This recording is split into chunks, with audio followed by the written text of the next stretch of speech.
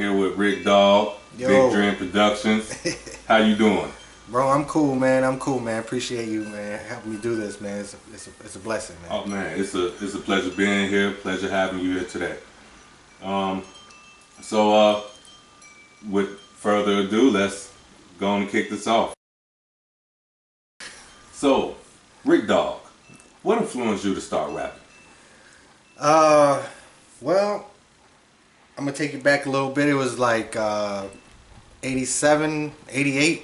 I was probably like 8 or 9, and I saw the movie Disorderlies from the Fat Boys. But as soon as I seen that movie, man, and they was making beatboxing and rapping and stuff, I just immediately fell in love, man. I was like, this is dope. They're doing stuff like, at that time I was young and I really never heard it, And at that time I was in Indiana at the time. I was born in Waukegan, Illinois, but I was in Indiana for a couple years, and that's where I heard it. So around there wasn't really too much rap music going on. You know what I'm saying? So then we, from there, we moved up to back up to Waukegan. Like a year after I saw that movie, and I noticed I came up here, everybody's listening to rap music, and I was like, man, I'm in heaven. You know what I mean? And that's pretty much what set it off for me, man, was Fat Boys, man. Shout out to Fat Boys, man. Boom. How old were you when you started doing music? Man, I was in the 6th grade, so I don't know, you could do the math, but I was in the 6th grade, and I wrote my first song, and I let this girl, not gonna mention her names, but people know who she is, and there's this girl in my classroom that sat in front of me.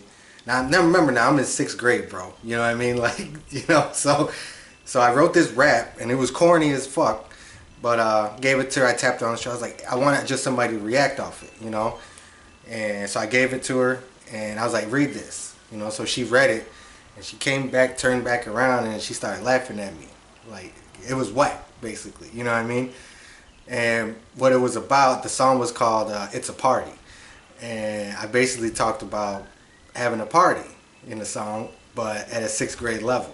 You know what I mean? So, but it went together. It was just corny. So I was like 6th grade. DOC, 7-fold posse, everything from Tupac and Kool Moe Dee. 6th grade, I wrote my first scripture. Okay. Yeah, I got laughed at, amateur literature. Moving on. Yeah. When did you record your first work? 1993. I was in my bedroom, and I don't know, we just shout out my cousin Rob Doggy Dog, and that summer he spent the whole summer at my crib, and we was just trying to do something different, so then I was like, bro, we should try to rap. And again, now I had wrote a few songs prior to that, from 6th grade on to 93, which is like my freshman year in high school. And he came through. I mean, he was there, and so we was just chilling, and then I was like, bro, let's try to rap, So he was like kind of cool with it. So, but we ain't have no production equipment, we ain't have no turntables, no microphones. All we had was a pen, paper, and a boombox, a double cassette boombox. Yeah, I said cassette. Double cassette boombox. And I used to make pause button beats. And I don't know if y'all familiar with that. That's when you take either the intro of the beat or the ending of the beat, and you just keep looping it as you pause and record, rewind, pause and record, rewind, until you got a full tape of an instrumental that you made, And then we did that, and nothing was written on this first album. I still have this album to this day. It's a cassette. And nothing was written. The whole album was freestyle. It was a full 24, 25 songs. And everything was pause button or instrumentals, industry instrumentals, and it was all freestyle.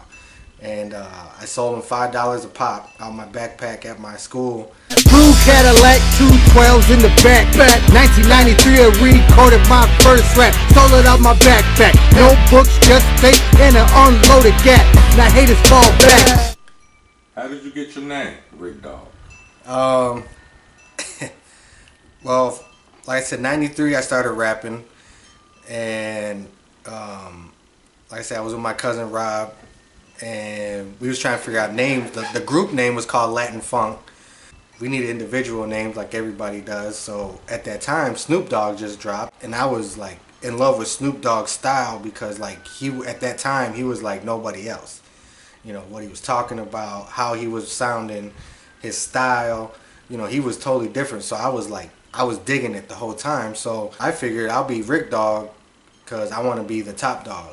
And then my cousin Rob Dog was also Rob Doggy Dog because he liked Snoop, and we just wanted to keep the like keep ourselves like together in that type of way. You know, I'm dog, he's dog. You know, so we just put it all together, and that's how Rickdogg came along. That's why I spell it with two G's.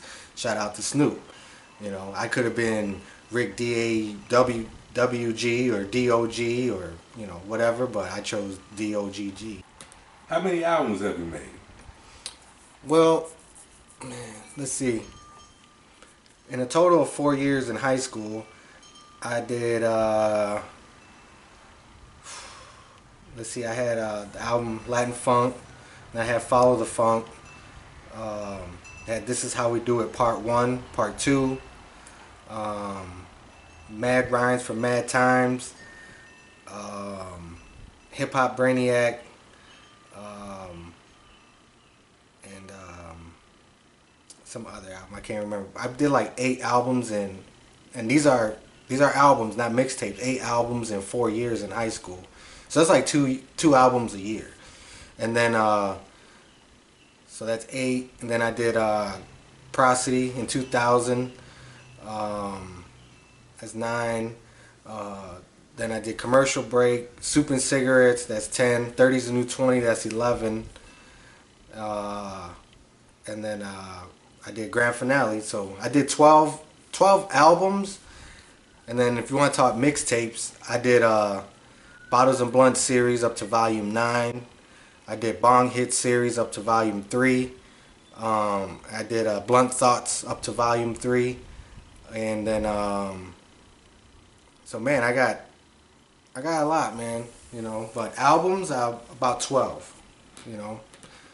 And by the way, I'm done making albums. I'm just making mixtapes and doing shows and videos. No. Have you ever been in a group? I have. In high school. I guess I give them a little credit on this, although they don't deserve it. Yeah, I said it. But I was in the group, but it didn't go too good, you know. At first it was great, you know what I mean? Like, it was me and a couple MCs and a producer, DJ, you know, your basic 90s hip hop group, you know what I mean? And we backpacked it out, and Tommy Hilfiger and Nautica, and you know, we did all that, Polo. And I felt like they felt like I was a little more step ahead of them, you know, as in like I wanted to be more commercial, you know, because I wanted it to get seen quicker, you know. And I'm a hip hop dude till I die, like hip hop, you know, over rap all day for me, because I'm all about bars, you know what I'm saying? I respect bars, but like I was about bars, but yet I was about having fun with the bars at the same time and getting seen. And they were more wanted to stay more rough and rugged with it, you know what I mean? Which is cool, you know, but they knew from the jump how everybody was. So long story short, there was a show they had to do, and it was the night before the show. We was practicing at my guy's studio for the show, and one of the rappers got mad, basically over what I said. I just basically made a comment, nothing offensive, and I was like, you know, they said they was gonna take some girls down to McDonald's to call them when we was ready for them. Cool, we'll do it. So then it was time we needed them, and I hit him on the pager. Yes, I said pager, and I said, hey man, y'all ready to come through or whatever? Well, dude called back and talked to my guy that lived at the studio at that crib, and he was like, hey, why is Rick trying to run the show, this and that, and you know, he ain't the leader and this and that. First of all, I never tried to say I was a leader. Wasn't trying to run the show. I was just trying to get the business right. You know what I mean? Like, if anybody knows me, when it comes to music, like I'm all about having fun in the studio, videos, backstage. I'm all about kicking it, sipping, smoking, whatever. But when it comes really down to it, bro, it's like it's business. You know, you gotta make sure your shit's right. You don't want to come out looking whack as fuck. You know what I mean? And that's all I wanted to do. I just wanted to have everybody's back on that and try to get everybody on the same page. But dude had an ego trip, and he thought I was trying to run the shit, which was totally wrong. So basically, he told dude on the phone was like, look, either Rick leaves or I leave. So dude on the phone was like, he told me he was the messenger, middleman, which he holds dude's nuts. He's like, hey, he said if either you leave or he leaves, or tomorrow you could just do hooks of your songs at the show. And I'm like, just my hooks of my songs? What the fuck is that? You know, we supposed to be all together. Yeah, I got solo joints, and everybody has solo joints, but we also had group joints. And it was just going to be a show where we did group and solo joints. You know, pick the hotness. And then I was like, you know what, bro, I ain't got time for this. I came in doing shit by myself. Ain't nothing stopping me now. You know what I mean? I just thought it'd be fun. At the time, I didn't want drama. I never started music for drama. You know what I mean? I started music, you know, because it was fun. And basically that's what it was. It was never about making money. It was never about getting popular. It was just about having fun, you know? And then all the other shit just fell in place with it. You know what I mean? So yeah, so basically it fell out. And there was some diss songs thrown in, like, you know, at that time.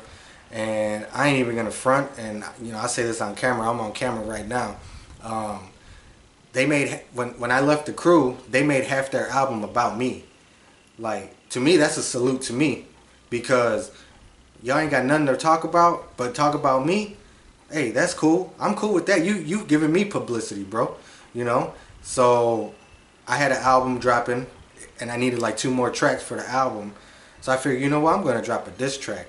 You know what I mean? They did like 4 or 5 songs about me, and all I did was made 1 song, and ever since then you haven't heard of them.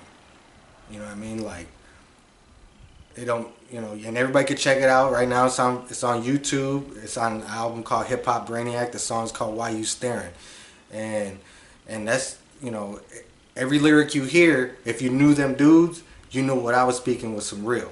You know what I mean? And I don't care. I got personal. You know what I mean? Because I figure, you know what? You know, I didn't talk about no mamas or no kids. We were kids at the time. You know, I left family out of it. But I just talked about shit that I knew about when I was with them. You know what I mean? And I talked about them. And I feel like if you doing rap beef, don't be subliminal. Come with it. Who have you worked with, and who would you like to work with? I work with a lot of artists, man. And I'm real picky on who I work with, too, man. Because it's like, I just like people that's down to earth, you know what I mean? Like yourself. Like Bull's a boy. Hey, y'all, I got Bull's a boy over here. Hey, you know. But, you know, I worked with many artists, you know, and I worked with Passionate from the group Flow. You know, he goes by CJ. I worked with Puma from the group Flow. Like I said, Bull's a boy. Rob Doggy Dog, Young Boy. List goes on, you know what I'm saying? And I like to work with anybody that is as serious as I am. You know what I mean? And that's what who I like to work with.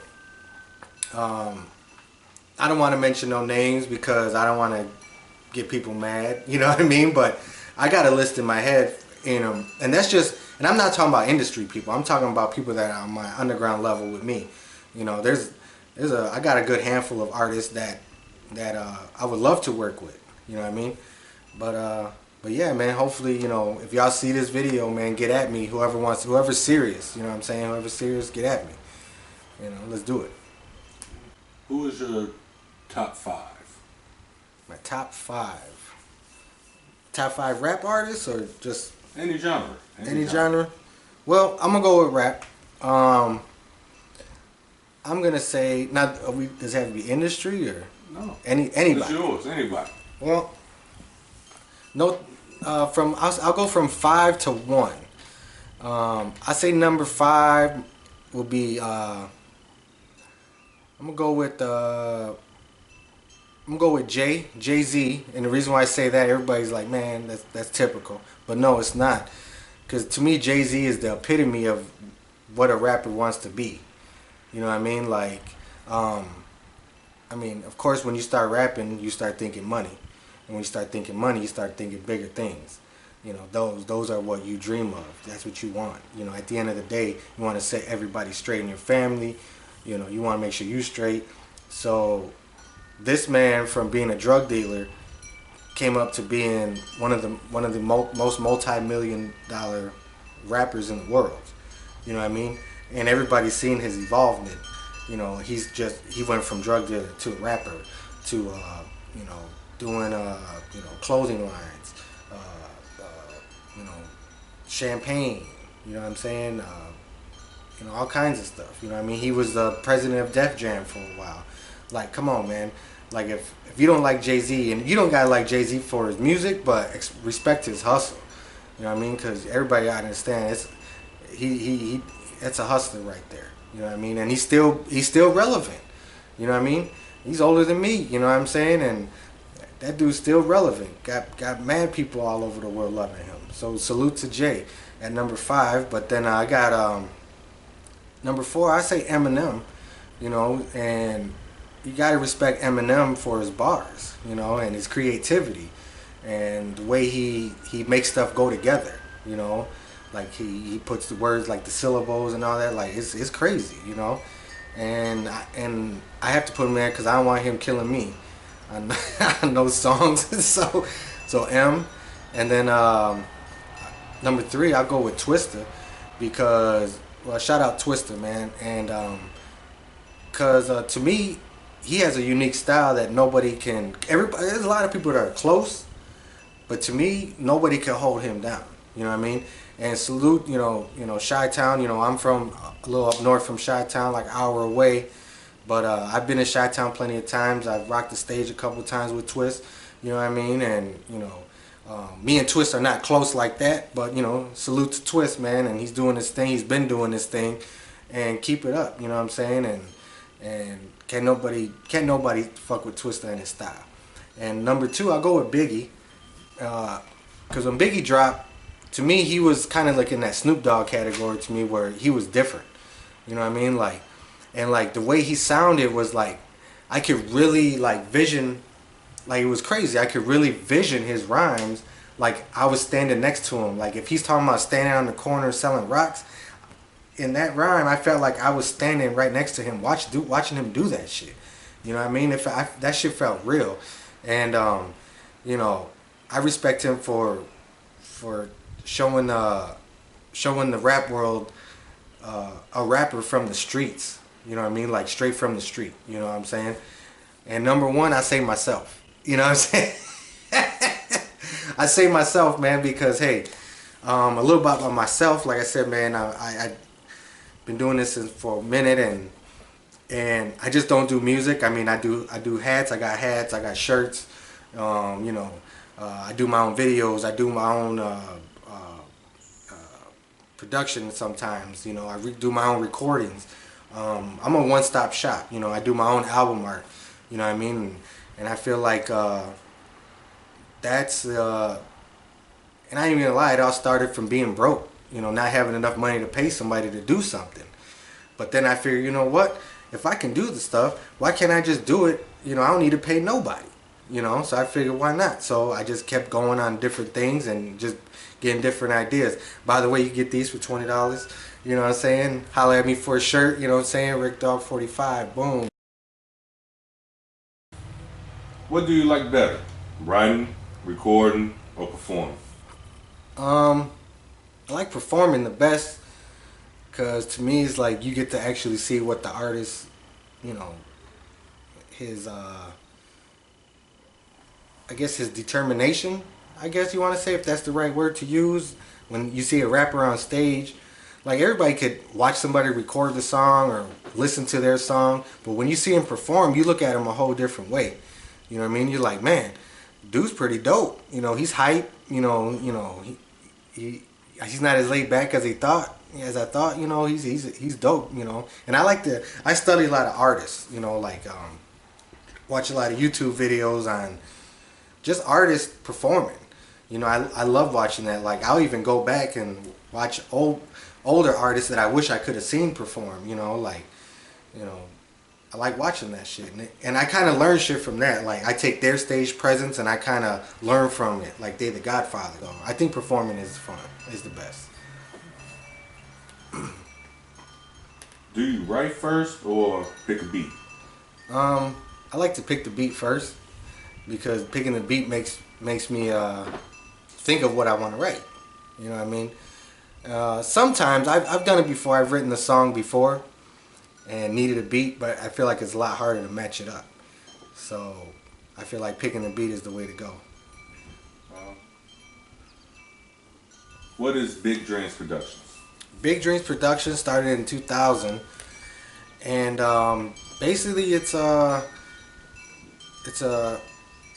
production label, independent label by myself, and you know, what I do is basically, like I said earlier, like I do my own recording, you know, videos, anything that has to do with production, musically, videography, you know, anything like that, you know, recording a show, you know, I'll produce it.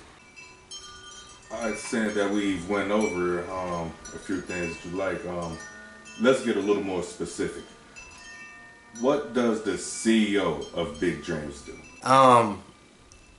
When it comes to that, I mean, at the end of the day, I'm a dad. I do other stuff in my life, but when it comes to being the CEO of Big Dreams Productions, I put my Rickdogg hat on. You know what I mean? Or in this case, my Big Dreams Productions hat on. You know what I mean? And you know, whatever we feel like doing that day. If it's recording, writing, you know, making a video, you know, the CEO has to be on top of, you know, making sure everything's being ran right. You know, if it's putting the show together and you got artists with you, you know, you want to make sure everybody's on point, everybody's on time. You know, you know, it's kind of pressurizing sometimes, but at the end of the day, it's fun. You know what I mean? So. Where did you grow up? I grew up, spent most of my grow up years in North Chicago, Illinois. Salute, man. And that's where I basically learned, like, more music, you know what I mean? Like rap music. And I went to school with a lot of friends, and we all listened to rap at the time. And you know, I just got influenced by a lot of friends and a lot of rap music. And growing up in North Chicago, you know, I grew up on 15th and Hervey, 1505 Apartment E. I grew up on 15th and Jackson, 11th and Victoria.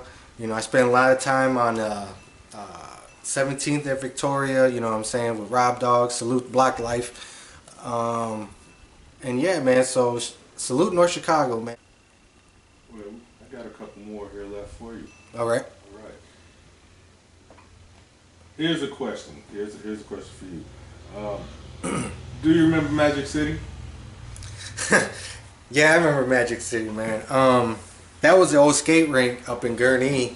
I was in high school, and during that time, I was, you know, struggling. I'm trying to find places to perform, and at the time, I had the group. We all had the group together, so I was trying to find spots for us to perform, and Magic City was kind of a hot spot for the teenage kids at the moment. So a few like mainstream industry artists have pulled through there and did some shows at a time. So I just went in there one time and spoke to a manager and said, hey, you know, I got a rap group. Can we do a show? He said, yeah, as long as y'all keep it clean, because we don't want no gang stuff going on in here. And I said, cool, you know, let's do it. So anyway, showtime came. A bunch of people showed up to watch the show. And we did our performance, and one of the members in our group threw up the West Side, which is, we were just talking about West Side, like the West Side, which meaning at that time we were talking about California. And since the W was thrown up, they canceled the whole, they shut the show down right then. And they immediately kicked us out. So, yeah, shout out to Magic City though, man, for kicking us out. You know what I'm saying? Shout out. Big shout out. Who is DJ Complex? Okay, DJ Complex, that's my homeboy Derek. I met him, I think in the 5th or 6th grade, back in North Chicago. And Derek is a close friend of mine, still friends with him to this day. And he was real big into music at the time, but he was going a different route. He was going the DJ route. And I remember being at his grandma's house, and his uncle had a whole bunch of old stereo equipment in the bedroom, and we used to go play around with it, microphones and turntables and old records. And we used to play this James Brown record all the time, and he used to just scratch on it. No mixer, nothing, just cut. And it was dope. You know, I was like, man. So I think by like freshman year, his sophomore year, he ended up getting some turntables and a mixer. And then he started, mixing, but he didn't want to get into DJing for mixing. He wanted to get into DJ. He was more into the tricks, like scratching and beat juggling and battling and stuff like that. But since he knew me and we was like real close, I asked him if I could just rap over some break beats while he scratches on them, and I just record on the mic. So he said, yeah. So we did that for probably like all our high school years, and on top of him DJing, he was also my DJ. You know what I'm saying? And shout out to Complex, man. Yeah, we chilling here with DJ Complex and Rickdogg. We in the studio. I'm about to bust me a freestyle. Yeah, here we go. Yeah. With the Raekwon beat, you know what I'm saying?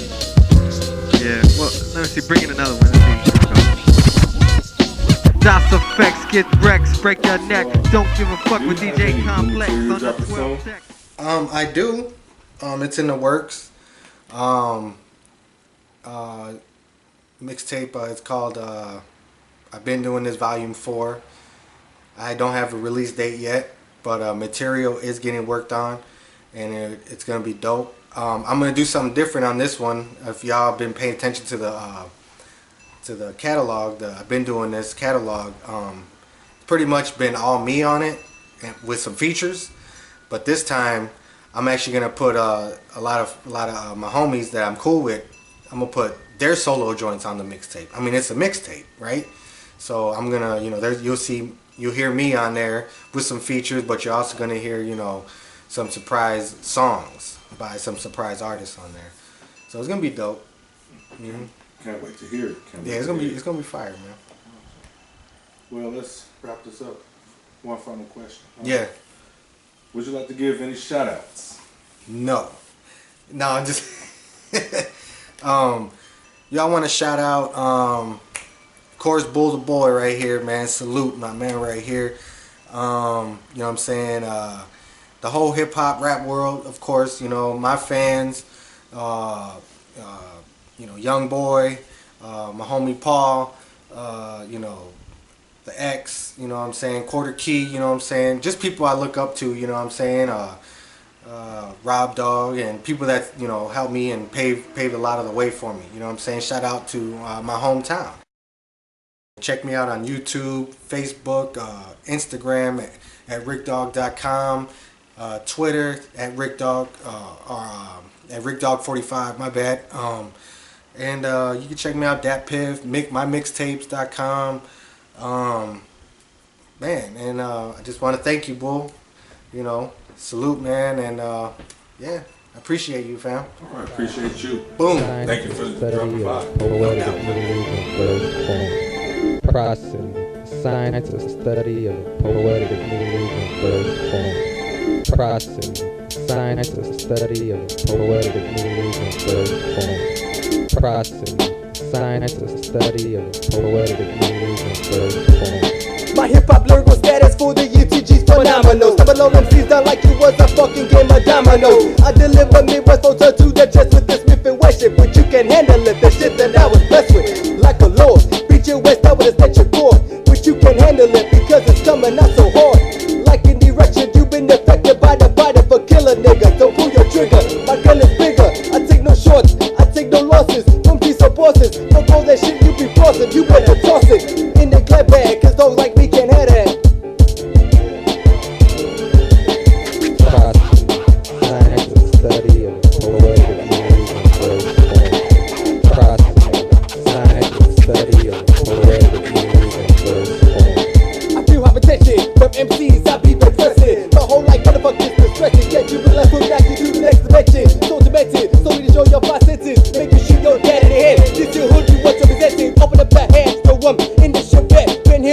a playboy centerfold with no motherfucking regrets. Flows